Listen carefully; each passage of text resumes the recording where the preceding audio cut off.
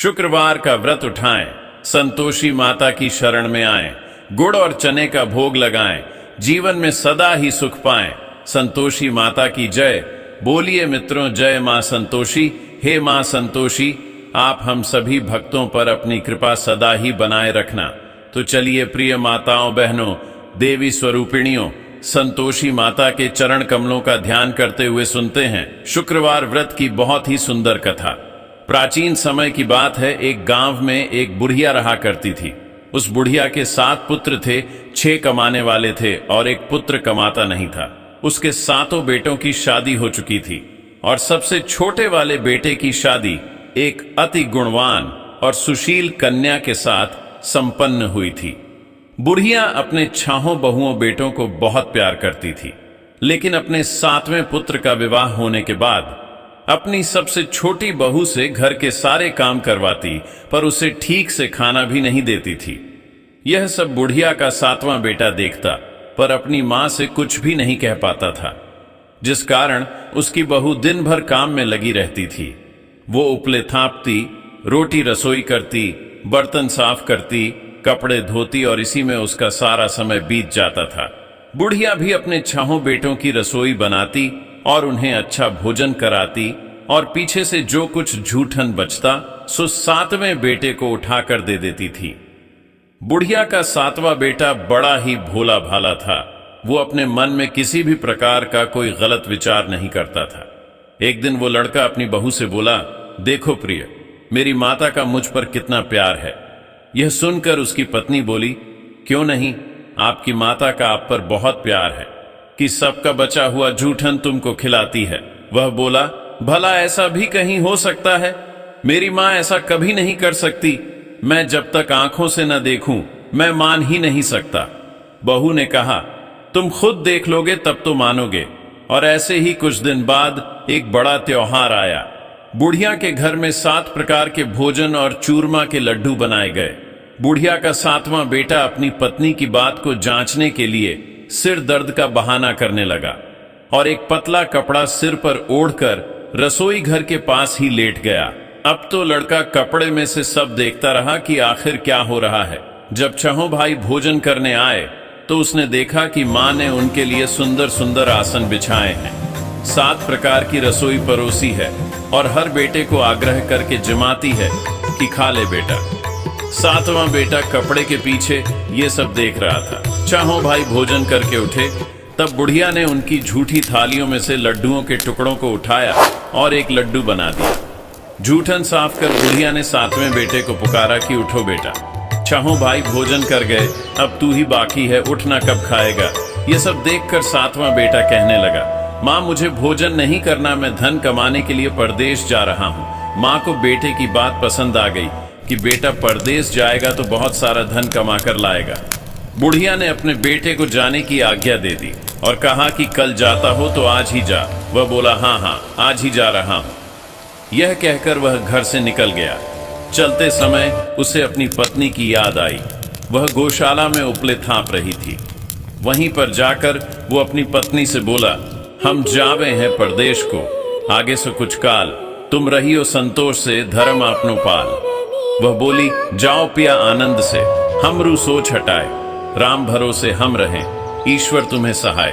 पत्नी बोली, दे निशानी आपनी, देख धरू में धीर, सुधि हमरी मति बिसारियो, रखियो मन गंभीर।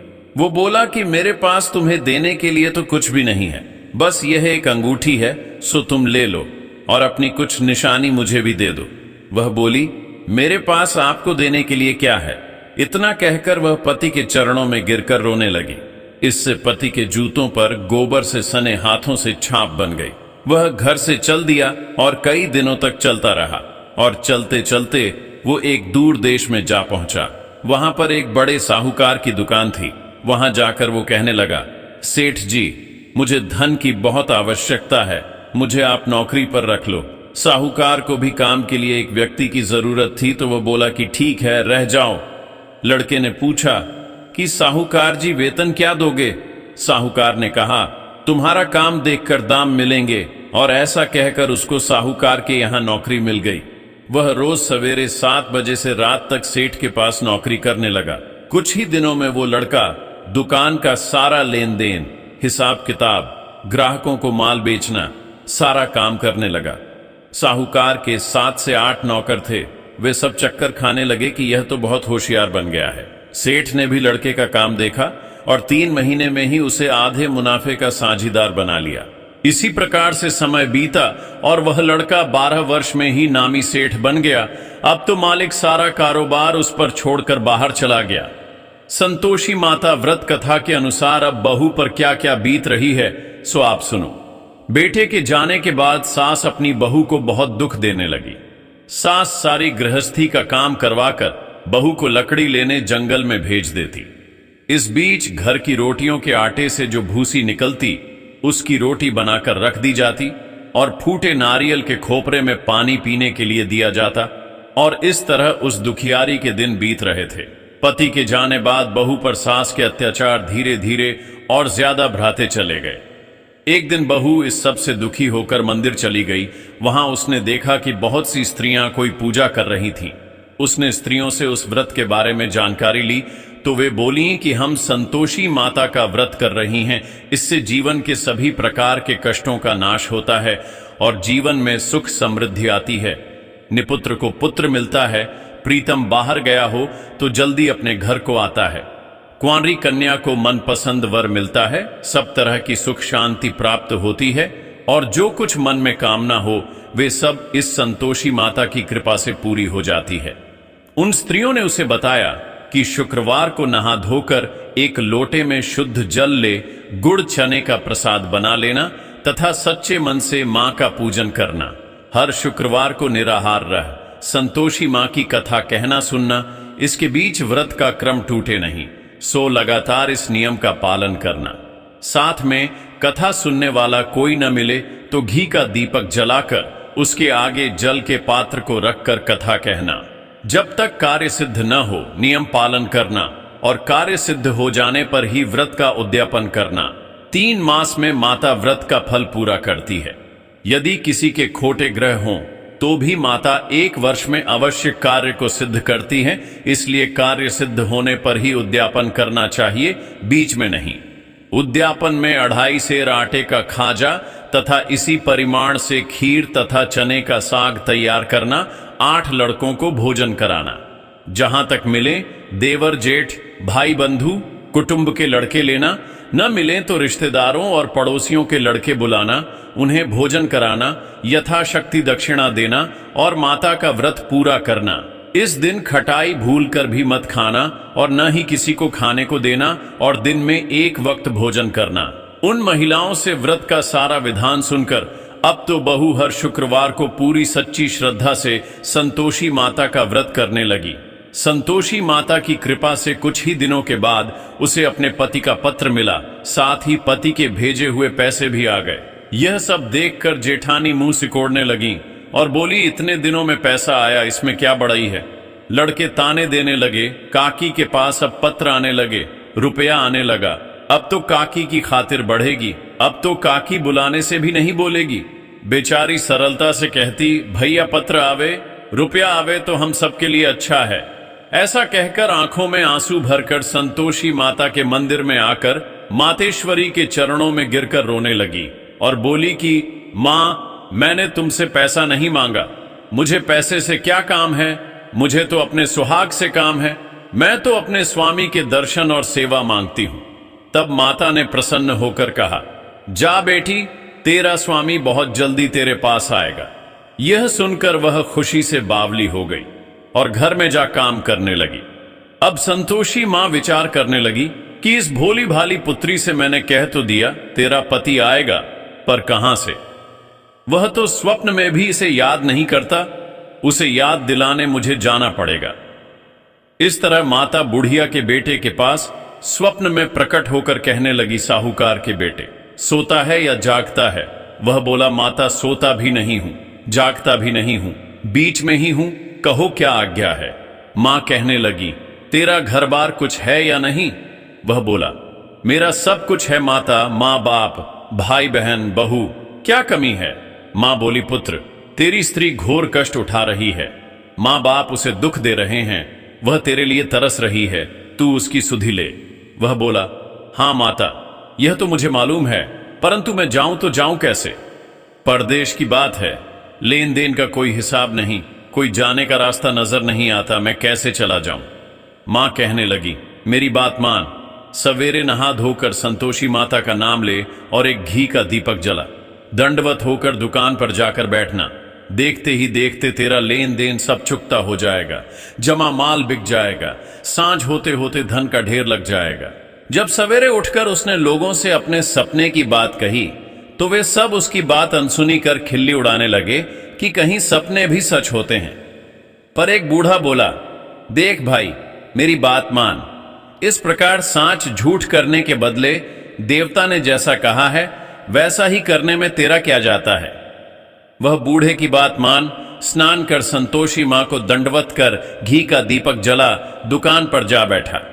थोड़ी देर में वह क्या देखता है कि देने वाले रुपया लाए, लेने वाले हिसाब लेने लगे, कोठे से भरे सामानों के खरीदार नकद दाम में सौदा करने लगे।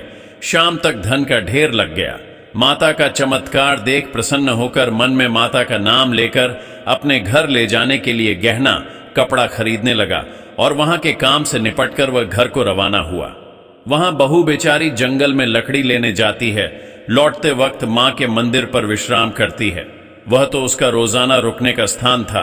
दूर से धूल उड़ती देख वह माता से पूछती है, हे माता, यह धूल कैसी उड़ रही है?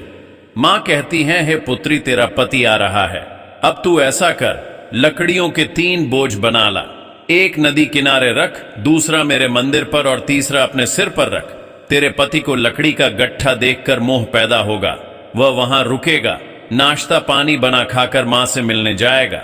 तब तू लकड़ियों का बोझ उठाकर घर जाना और बीच चौक में गट्ठा डालकर 3 आवाजें जोर से लगाना, लो सासू जी, लकड़ियों का गट्ठा लो, भूसी की रोटी दो और नारियल के खोपरे में पानी दो। आज कौन मेहमान आया है? माता की बात सुन बहू, बहुत अच्छा। माता कहकर प्रसन्न होकर लकड़ियों के 3 घड़े ले आई। एक नदी तट पर, एक माता के मंदिर पर रखा और एक सिर पर रखा। इतने में ही वहां एक मुसाफिर आ पहुंचा। सूखी लकड़ी देख उसकी इच्छा हुई कि अब यहीं विश्राम करे और भोजन बना खाकर गांव जाए। और इस प्रकार भोजन बना विश्राम कर वह गांव को गया। वो घर में सबसे प्रेम से मिला और उसी समय बहू सिर पर लकड़ी का गट्ठा लिए घर में आती है। लकड़ी का भारी बोझ आंगन में डाल जोर से 3 आवाज देती है, लो सासू जी, लकड़ी का गट्ठा लो, भूसी की रोटी दो, नारियल के खोपरे में पानी दो। यह सुनकर सास बाहर आ गई। अपने दिए हुए कष्टों को भुलाते हुए कहती है, बहू ऐसा क्यों कहती है? तेरा मालिक तेरा पति आया है, आ बैठ, मीठा भात खा, भोजन कर, कपड़े गहने पहन।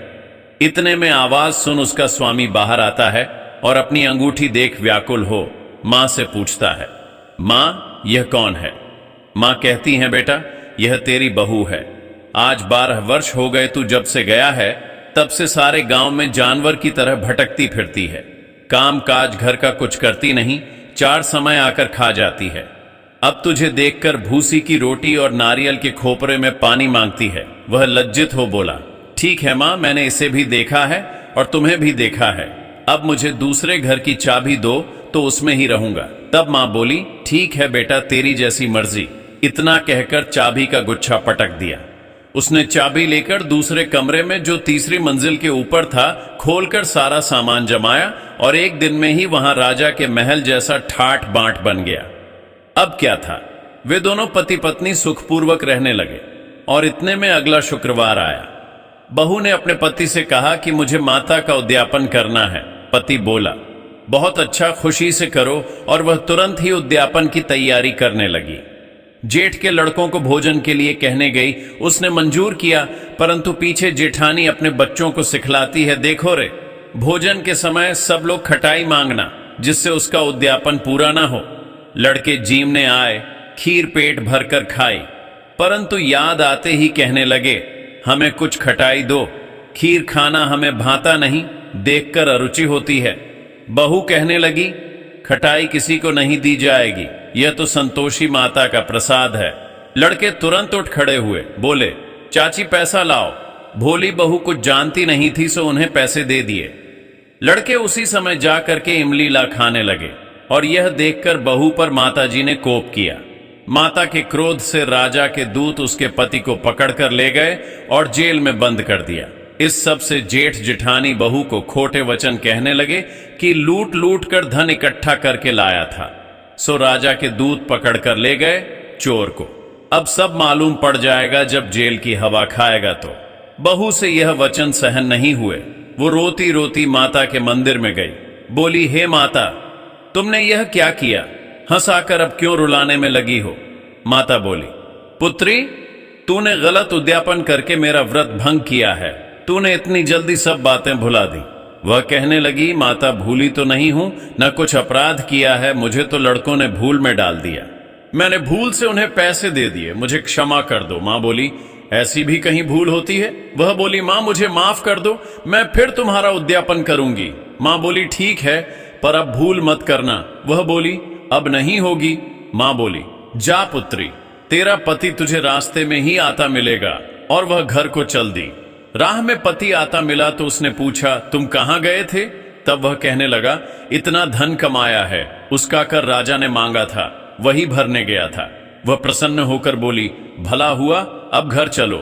कुछ दिन बाद फिर शुक्रवार आया। वह बोली, मुझे माता का उद्यापन करना है। पति ने कहा, ठीक है, करो। वह फिर जेठ के लड़कों से भोजन करने को कहने गई तो जेठानी ने एक दो बातें सुनाई और लड़कों को सिखा दिया कि तुम पहले ही खटाई मांगना। लड़के कहने जगह, हमें खीर नहीं खाना, जी बिगड़ता है, कुछ खटाई खाने को देना। वह बोली, खटाई खाने को नहीं मिलेगी, आना हो तो आओ। और ऐसे वह ब्राह्मणों के लड़के बुलाकर भोजन कराने लगी। यथाशक्ति दक्षिणा की जगह एक एक फल उन्हें दिया और इससे संतोषी माता प्रसन्न हुई। माता की कृपा होते ही 9वें मास उसको चंद्रमा के समान सुंदर पुत्र प्राप्त हुआ। वो पुत्र को लेकर प्रतिदिन माता जी के मंदिर में जाने लगी। मां ने सोचा कि यह रोज आती है, आज क्यों ना मैं ही इसके घर चलूं, इसका आसरा देखूं तो सही। यह विचार कर माता ने भयानक रूप बनाया। गुड़ और चने से सन्ना मुख, ऊपर सूंड के समान होंठ, उस पर मक्खियां भिन भिना रही थीं। दहलीज में पांव रखते ही उसकी सांस चिल्लाई, देखो रे, कोई चुड़ैल डाकिन चली आ रही है, लड़कों इसे भगाओ, नहीं तो किसी को खा जाएगी। लड़के डरने लगे और चिल्लाकर खिड़की बंद करने लगे। ये सब बहू रोशनदान में से देख रही थी। प्रसन्नता से पगली होकर चिल्लाने लगी, आज मेरी माताजी मेरे घर आई हैं। यह कहकर बच्चे को दूध पिलाने छोड़ देती है। इतने में सास का क्रोध फूट पड़ा। बोली, रांड इसे देखकर कैसी उतावली हुई है जो बच्चे को पटक दिया। इतने में मां के प्रताप से जहां देखो वहीं लड़के ही लड़के नजर आने लगे। वह बोली, मां जी, मैं जिनका व्रत करती हूं यह वही संतोषी माता हैं। इतना कह झट से सारे घर के किवाड़ खोल देती है। सबने माता के चरण पकड़ लिए और विनती कर कहने लगे, हे माता, हम मूर्ख हैं, हम अज्ञानी हैं, पापी हैं। तुम्हारे व्रत की विधि हम नहीं जानते। तुम्हारा व्रत भंग कर हमने बहुत बड़ा अपराध किया है। हे माता, आप हमारा अपराध क्षमा करो। इस प्रकार माता प्रसन्न हुई और सभी को आशीर्वाद दिया। माता, आपने बहू को जैसा फल दिया वैसा सबको देना। जो भी भक्त माता की यह कथा पढ़े उसका हर मनोरथ पूर्ण हो। तो बोलिए, प्रेम